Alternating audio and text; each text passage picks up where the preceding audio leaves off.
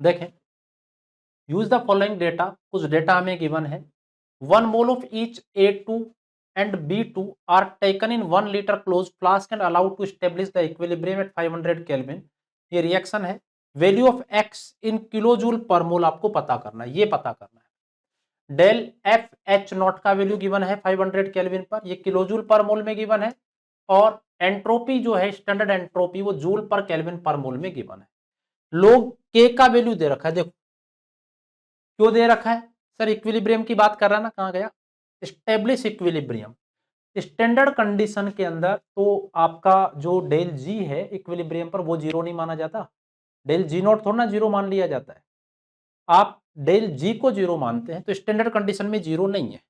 पहले तो ऐसा करते हैं हम, हमारे पास में इनसे रिलेटेड फॉर्मूला है, del G nought equal to del H nought minus T into del H nought. अब मुझे डेल जी नॉट की वैल्यू चाहिए, और डेल जी नॉट की वैल्यू क्या है पहले तो वो देख लो। Del G nought equal to -2.303 R T log K, यही है। तो ये क्या हो गई, -2.303 इंटू आर का वैल्यू कितना दे रखा है 8.3 इंटू टेम्परेचर 500 और इंटू कितना है log के का वैल्यू 2.2 है।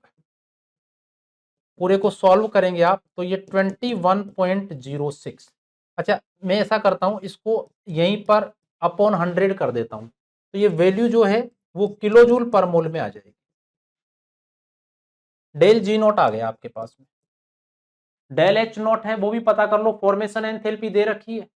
तो मेरे पास में डेल रिएक्शन का जो एंथैल्पी है वो क्या आ जाएगा भाई, प्रोडक्ट का एंथैल्पी 2AB, मतलब 2 इंटू 32 माइनस रिएक्टेंट का कितना हो गया A2 और B2 का 6 प्लस एक्स, 64 में से 6 कम हो गया तो 58 माइनस एक्स, ये इतना किलो जूल पर मोल।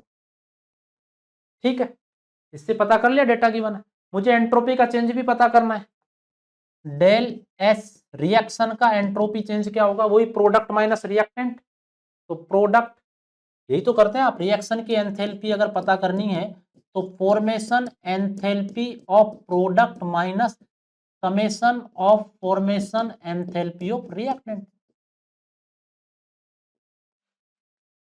तो प्रोडक्ट की कितनी गिवन है 2 into 222, 2 into 222 minus 146 plus 280, 146 plus 280, ये कितना हो गया 444 और माइनस 6, 8 और 4 12, 2 और 1 3 और 1 4, ये आपके पास 14 6 8 और 1 18 जूल पर केल्विन पर मोल या पर मोल पर केल्विन।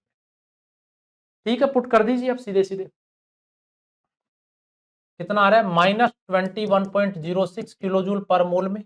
ये कितना आ रहा है 58 minus x minus 500 into 18 upon 1000 करना पड़ेगा ना, किलो जूल में कन्वर्ट करना पड़ेगा। तो आप सारे को सॉल्व करेंगे 70.06 इतना किलो जूल पर मोल, मतलब आपका आंसर 70 आ जाएगा। 70 इज द राइट आंसर।